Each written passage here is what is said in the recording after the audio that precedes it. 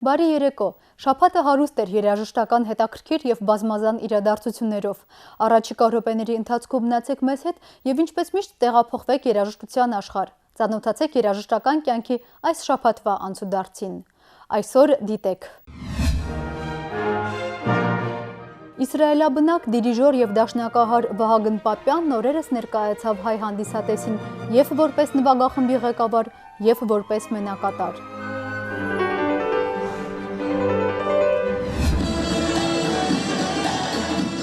Դեկտեմբերի 4-ին Հայաստանի ազգային նվագարաների պետական նվագախումբը և Հովհաննես Բադալյանի սաները նշեցին երգչի ծննդյան 90-րդ տարեդարձը։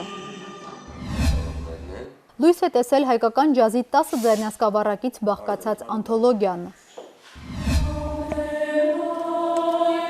Կոմիտասի անվան կամերային երաժշտության տան բեմում Արարատյան հայրապետական թեմի Արարատ երգչախումբն էր։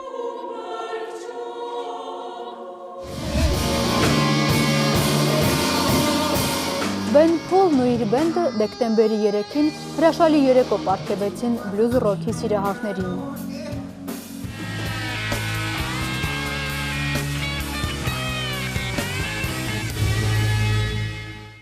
Խաչատրյանական փառատոնի օրերին Հայաստանում էր իսրայելաբնակ մեր հայրենակից դիրիժոր և դաշնակահար Վահագն Պապյանը։ Արամ Խաչատրյան համերգասրահում հնչեցին Մոցարտի և Սեն-Սանսի ստեղծագործությունները Հայաստանի պետական երիտասարդական նվագախմբի կատարմամբ։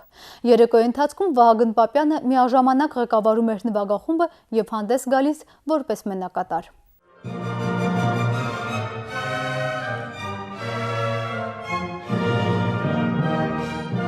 Արդեն 25 տարի Իսրայելում ապրող և ստեղծագործող դիրիժոր, դաշնակահար և մանկավարժ Վահագն Պապյանն իր գործունեության ոլորտներից առանձնացնում և առավել հոգեհարազատ է համարում կատարողական արվեստը։ Նրա ելույթների աշխարհագրությունն ընդգրկում է 49 երկիր, հանդես է գալիս աշխարհի նշանավոր նվագախմբերի և մենակատարների հետ։ Հիմա էլ նոր շրջագայությունների է պատրաստվում։ Մինչ այդ կրկին տանն է հայրենի բեմում երիտասարդական նվագախմբի հետ։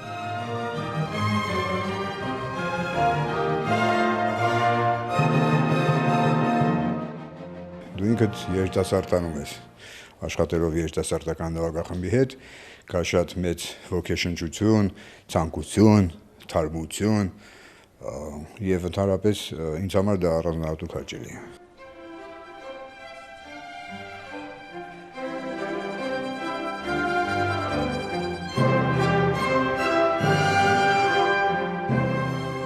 Վահագն Պապյանը նկարիչ Անատոլի Պապյանի և դաշնակահարուհի Ամալիա Բայբուրդյանի որդին է։ Արվեստագետ ծնողները էական դերակատարություն են ունեցել նրա կյանքում, հավետ կապելով երաժշտության աշխարհի հետ։ Որևէ հեղինակի իր նվագացանկում չի առանձնացնում, ասում է, որ կյանքի տարբեր փուլերում փոխվում են նախընտրությունները, բայց ի վերջո բոլորն էլ դառնում են հարազատ։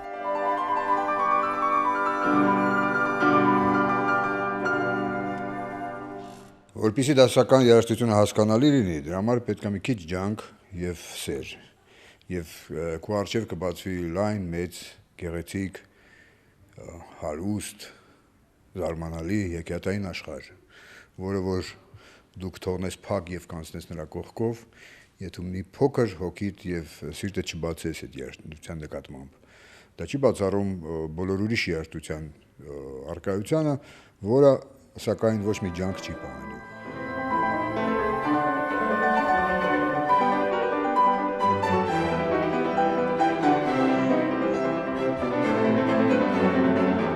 Վահագն Պապյանը 80-ականներին ղեկավարել է Հայաստանի ֆիլհարմոնիկ նվագախումբը, իսկ 90-ականներին տեղափոխվել է Իսրայել։ Եղել է Բեեր-Շևայի սիմֆոնիկ և Ղազախստանի պետական նվագախմբերի դիրիժոր։ 2006 թվականից մինչ օրս ղեկավարում է Աշդոդի սիմֆոնիկ նվագախումբը։ Մասնագետները Վահագն Պապյանին բնութագրում են որպես ինքնատիպ արվեստագետի։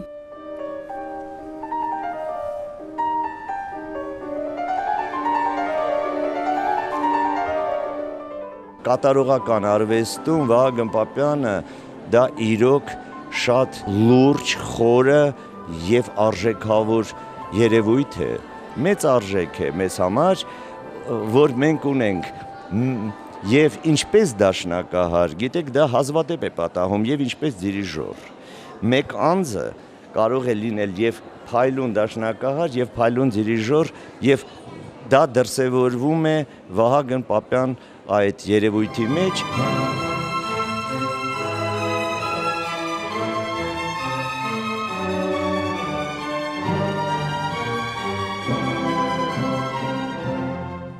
Խաչատրյանական հերթական երեկոյի ընթացքում հնչեցին Մոցարտի կախարդական սրինգը օպերայի նախերգանքը, Դաշնամուրի 21-րդ կոնցերտը եւ Կամիլ Սեն-Սանսի երգեհոնով սիմֆոնիա ստեղծագործությունը։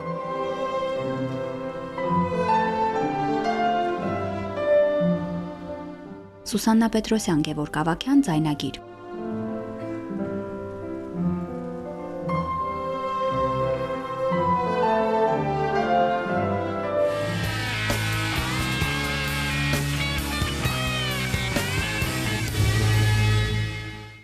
Ես պարզ, հասարակ, ազնիվ մարդ եմ, ինքն իր մասին խոսելիս ասում էր Հովհաննես Բադալյանը։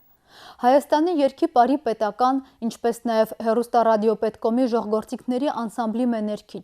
Հայաստանի խորհրդային սոցիալիստական հանրապետության ժողովրդական արտիստ, Մովսես Խորենացի մեդալակիր երգչի 90-ամյակի նվիրված համերգը դեկտեմբերի 4-ին էր, Արամ Խաչատրյան համերգասրահում։ Բեմում տենորի սաներն էին և Հայաստանի ազգային նվագարանների պետական նվագախումբը, Նորայր Դավթյանի ղեկավարությամբ։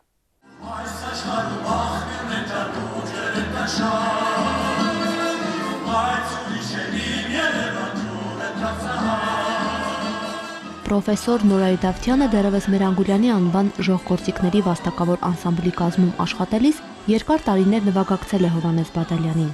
Հիշում է երգչի հետ անցկացրած յուրաքանչյուր օրը, շրջագայությունները, որոնց ընթացքում ճանաչել և սիրել է նրան, նաև շատ դասեր առել։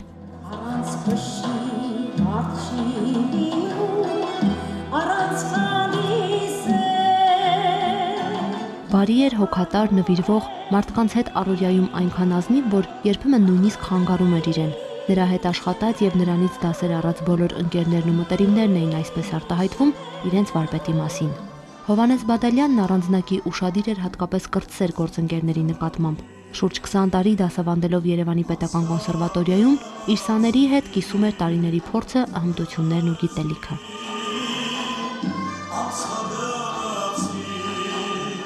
Նա ընկեր էր, անկախ մեր տարիքային մեծ տարբերությունից եւ քանի որ ես սաների մեջ գրեթե ամենափոքրներից էի, ես եւ Ռուզանե Ավետիքյան, նա կարողանում էր այնպես անել, որ այդ բարիերը չլիներ մեր մեջ եւ մենք շատ լավ ընկերություն էինք անում։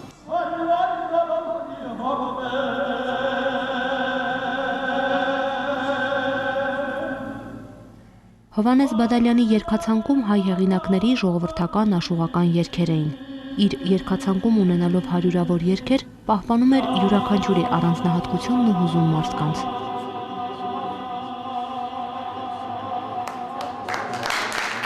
Նրա սաներից շատերն այսօր արդեն կայացած երգիչներ են։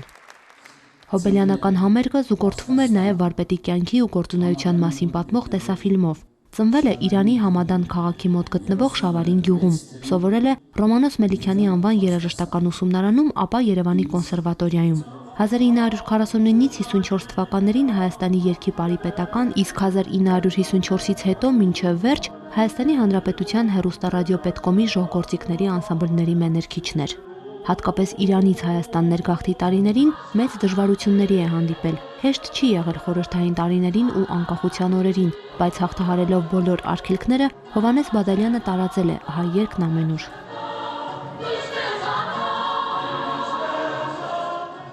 Ափսոս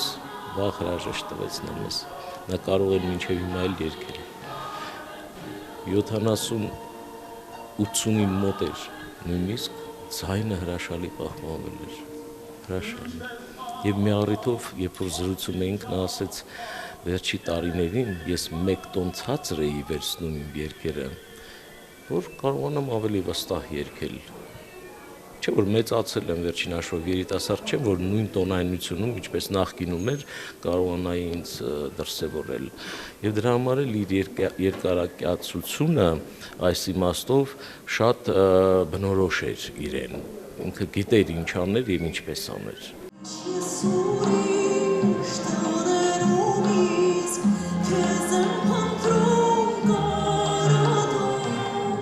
Հոբելյանական համերգը կազմակերպվել էր Ժողովրդական երաժշտության ազգային կենտրոնի նախաձեռնությամբ և Հայաստանի Հանրապետության մշակույթի նախարարության աջակցությամբ։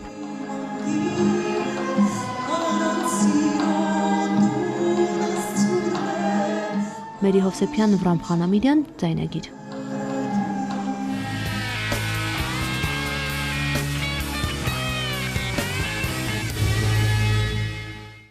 Լույս է տեսել հայկական ջազի անթոլոգիա։ 10 ձայնասկավառակից բաղկացած Arm Jazz 75 անթոլոգիայի հեղինակները ջազմեն Լևոն Մալխասյանը և TM Production ընկերության նախագահ Թովմաս Մարտիրոսյանն են։ Անթոլոգիան ունի նաև հայկական ջազի 75-ամյա պատմությունը ներկայացնող գրքույկ։ Այստեղ ամփոփված են տեղեկություններ հանրահայտ ջազային նվագախմբերի մասին, հայ ջազմերների կենսագրություններն ու լուսանկարները։ Ջազի թարգմանություններից մեկը, նա շատ թարգմանություններ ունի, live կյանք, այսինքն փոփոխվող, չկրկնվող եւ բոլոր երաժշտական նորույթները անցալող ժանր է։ Եվ ամենամեծ ջազի նկարագրումներից մեկը նա է, որ դա շատ բարդ եւ բարի ժանր է։ Այս լուսանկարում հայկական առաջին ջազ նվագախումբն է, Ցոլակ Վարդազարյանի ղեկավարությամբ։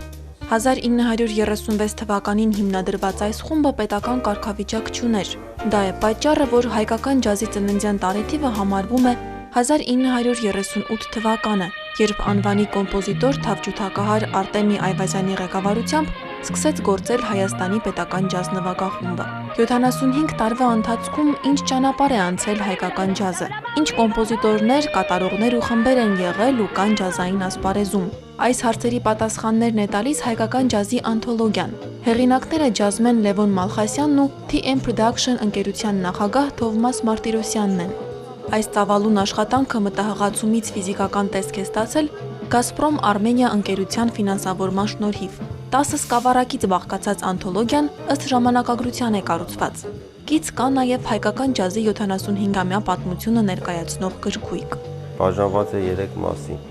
հեղինակներ, կատարողներ եւ նվագախմբեր։ Գրքում սկավառակների մասին մանրամասն տեղեկատվություն է գրած, այսինքն հեղինակների պարագայում գրված է հեղինակը, ստեղծագործության անունը, կատարողները, գեղարվեստական ղեկավարը ըստ այդ ժամանակահատվածին եւ ձայնագրությունը, որտեղ է կատարվել ձայնագրությունը, որ թվականին։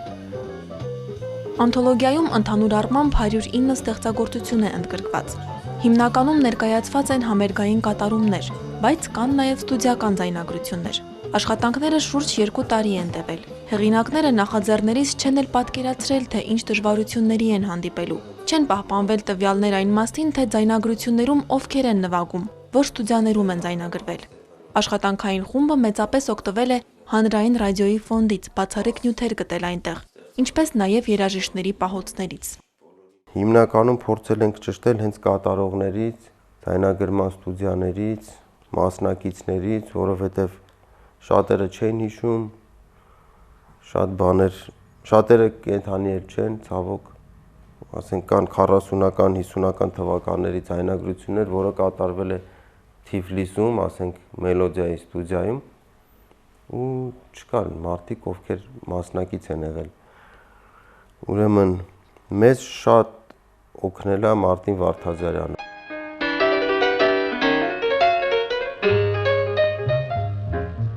Պարտադիր չի ջազային խմբի մեջ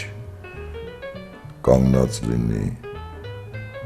քամանչա, դուդու կամ թար, որ դա կոչվի հայկական ջազ։ Ցանկացած երկիր իր երկրի մելոսը, իր երկրի ավանդույթները, երաժշտականի նկատի ունեմ,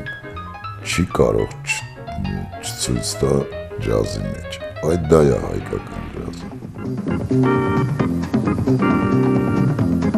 Հայկական ջազի պատմությունը մոռացությունից փրկելու է եկել այս անթոլոգիան, անցյալից դուրս բերելու մի շարք ականավոր անուններ, որոնք ցավոք արդեն երկար տարիներ չեն հնչել ու չեն հնչում, ասում է նախագծի համահեղինակ Լևոն Մալխասյանը։ Հայկական ջազը սկզբում մեծ նվագախմբեր էին ներկայացնում, որոնք փայլում էին ինչպես Հայաստանում, այնպես էլ Խորհրդային Միությունում։ 60-ականների սկզբից արդեն սկսեցին ջազային փոքր խմբեր ձևավորվել։ Դրանից հետո 2-3 սերունդ է փոխվել, բայց Լևոն Մալխասյանի խոսքով Ջազի զարկերակի հաճախականությունը մեր երկրում նույնն է մնացել։ Այն սպասված է, ընդունելի եւ սիրելի։ Զարմանքի եւ ոգևորության չափ չկա, երբ ես նվիրում եմ մեկին, մանավանդ դրսից եկած երաժիշտի, որը զարմանում է, որ 75 տարի հայկական ջազ գոյություն ունի մեզ մոտ։ Եվ այդ ավանդույթները շարունակում են մեր ջահել սերնդի ջազմենները, որոնք այսօր էլ բազմաշատ են։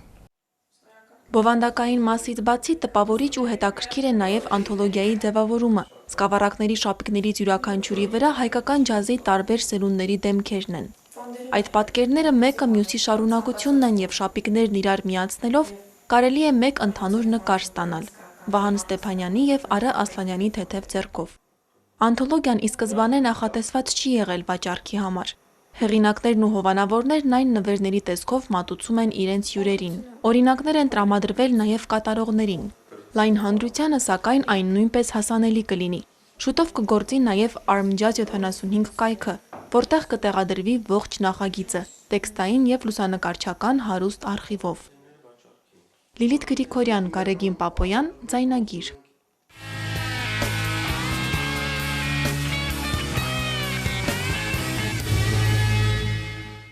Դեկտեմբերի 4-ին Արարատյան հայրապետական թեմի Արարատ երգչախումբը Կոմիտասի անվան կամերային երաժշտության տանը ներկայացրեց հայ կոմպոզիտորների աշխարհիկ ու հոգևոր խմբերգեր։ Երգչախումբը ձևավորվել է երիտասարդաց միության հենքի վրա, ընդամենը 1 տարի առաջ։ Սա երգչախմբի առաջին մեծ մենահամերգն էր։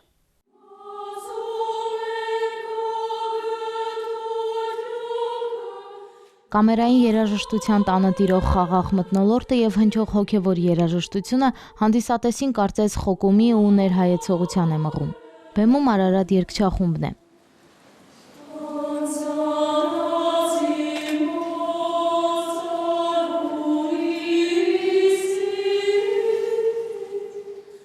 Արարատ երգչախումբն առաջին անգամ է հանրությանը ներկայանում մեծ համերգասրահում։ Ստեղծվել է 2014-ին Արարատյան հայրապետական թեմի առաջնորդական փոխանորդ Նավասարդ arczepiskopos Քճոյանի օրհնությամբ։ Երգչախմբում ընդգրկված են Արարատ երիտասարդաց միության անդամները։ Խմբավար Գրիգոր Հարությունյանը Կոմիտասի անվան կոնսերվատորիայի խմբավարական բաժնում է սովորում։ Կարճ ժամանակահատվածում բավական ծավալուն աշխատանք է կատարվել։ Երգացանկում ներառված են Կոմիտաս վարդապետի եւ Մակար Եկմալյանի պատարակները, հայ կոմպոզիտորների հոգեվոր ու աշխարհիկ խմբերգեր։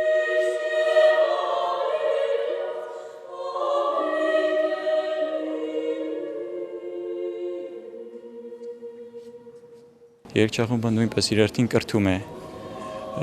թե հոգևոր առումով ընդհանրապես, թե իրենց կենցաղում ամեն ինչում զգացվում են այդ առաջընթացը։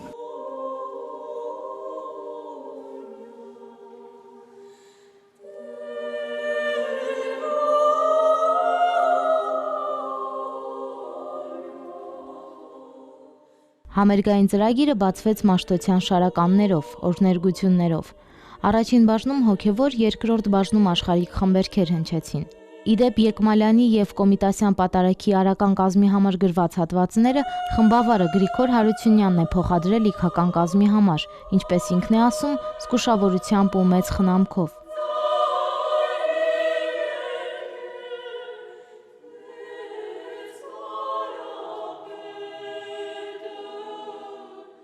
Արդեն 1 տարի է Մարիամը երգչախմբի կազմում է, մեծ դպրոց է համարում իր համար։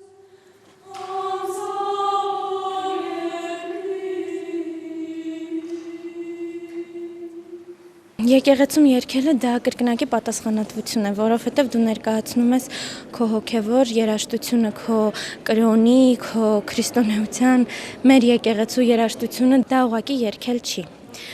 Մեն այն փաստը, որ ես ինքս իմ երգչախմբի հետ միասին օգնում ենք ժողովրդին, որպեսզի նրանք իրենց աղոթքը հասցնեն Տիրոջը, դա արդեն մեծ պատիվ է մեզ համար։ Ու մենք ինքներս էլ մեր աղոթքը կատարում ենք երգելով։ Ես իմ երգը համարում եմ իմ աղոթքը։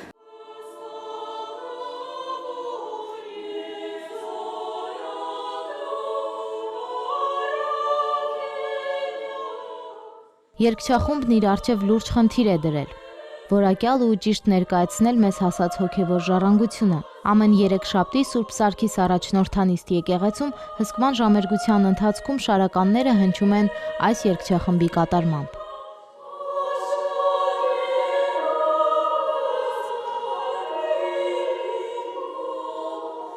Անուշ Արաքելյան, Մեսրոպ Ավետիսյան, ձայնագիր։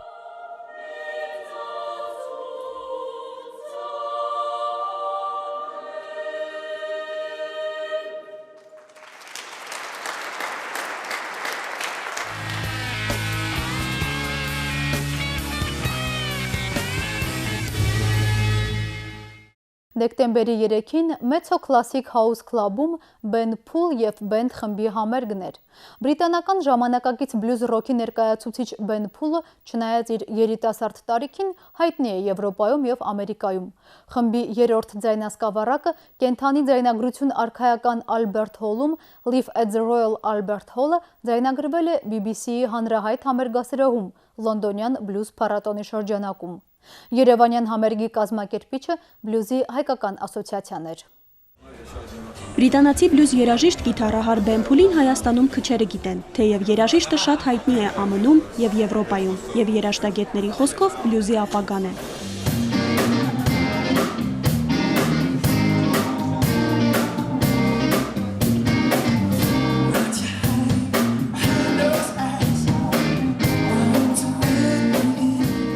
Ben Pool-ն իր բենդի երաժիշտների հետ միասին առաջին անգամ է Հայաստանում։ Նրա երևանյան համերգը իրականություն է դարձել բլյուզի հայկական ասոցիացիայի շնորհիվ։ Մենք ազատ ժամանակ ունեինք մեր շրջագայությունների արանքում։ Ես մեծ սիրով օգտվեցի Հայաստանում լինելու առիթից։ Երբևէ աշխարհի այս անկյունում չէի եղել։ Շատ լավ հնարավորություն է հանդիպելու այստեղի բլյուզ հանդիսատեսին։ Գիտեմ, որ այստեղ շատ հանրահայտ երաժիշտներ են ելույթ ունեցել։ Հուսով եմ մի քանի ազատ օր կունենամ ու կշրջեմ Երևանում։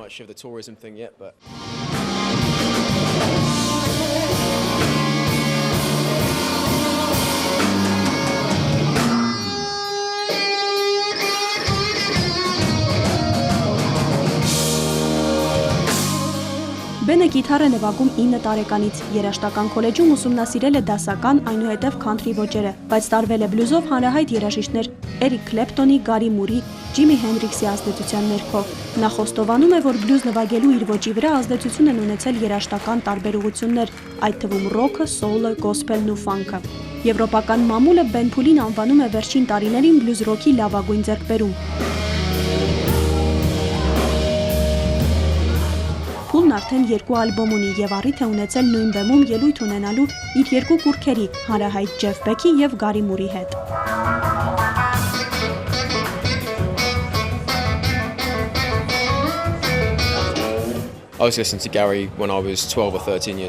Ես Գարի Մուրի երաժշտությունը լսում էի, երբ ընդամենը 12-13 տարեկան էի, երբ դեռ նոր էի նվագել սովորում։ Ես նրա մեծ երկրպագուն էի, իմ պատերը լի էին նրա պաստառներով, և ընդամենը մի քանի տարի անց նրա հետ ելույթ ունենալը երազի պես բան էր։ Նա շատ խորհուրդներ է տվել ինձ ինչպես ավելի լավ նվագել։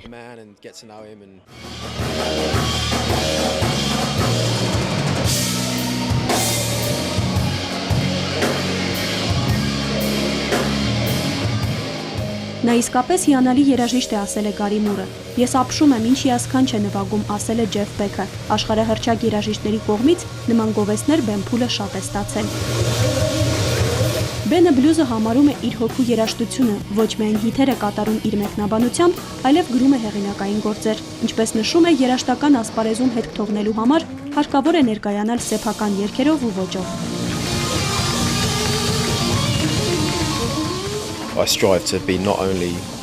Ես ձգտում եմ լինել ոչ միայն լոկ գիտարահար։ Աշխարհում լավ գիտարահարներ շատ կան։ Կարևոր է լինել բազմակողմանի երաժիշտ, լավ արտիստ, լավ հեղինակ եւ կարևոր է այդ ամբողջն իրար հետ միասին լավ անել։ Իր հաջողության բանալիներից մեկն էլ երաժիշտը համարում է աշխատասիրությունը։ Դրա ապացույցը այն բոլոր համերգաշարերն ու փառատոներն են, որոնց մասնակցում է Ben Pool-ը։ Նա իր մենահամերգներով հանդես է եկել Շվեյցարիայում, Լյուքսեմբուրգում, Իսպանիայում, Պորտուգալիայում, Ֆրանսիայում, Գերմանիայում եւ այլուր։ Համերգի ժամանակ երաժիշտը կատարեց ոչ միայն հանրահայտ բլյուզ ստեղծագործություններ, այլև իր հեղինակային գործերից մի քանիսը։ Հայաստանից հետո էլ պատրաստվում է նվագել Գերմանիայում, Նիդերլանդներում, Լյուքսեմբուրգում, Շվեյցարիայում եւ այլ երկրներում։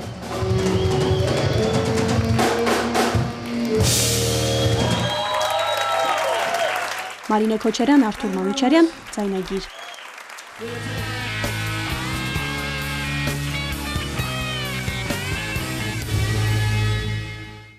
Բանաստեղծը միայն մարմին է տալիս իր մտքերին ու զգացմունքներին եւ իր ոգևորություններով կենթանություն տալիս նրան, որ ապրի, բայց որ նա թռչի, թևեր են պետք, իսկ թևեր առնել նա կարող է միայն այն կախարդական աշխարհում, որ կոչվում է երաժշտություն, ասում էր Հովհաննես Թումանյանը։ Լավ մնացեք, կհանդիպենք գալիք շաբաթ, ցտեսություն։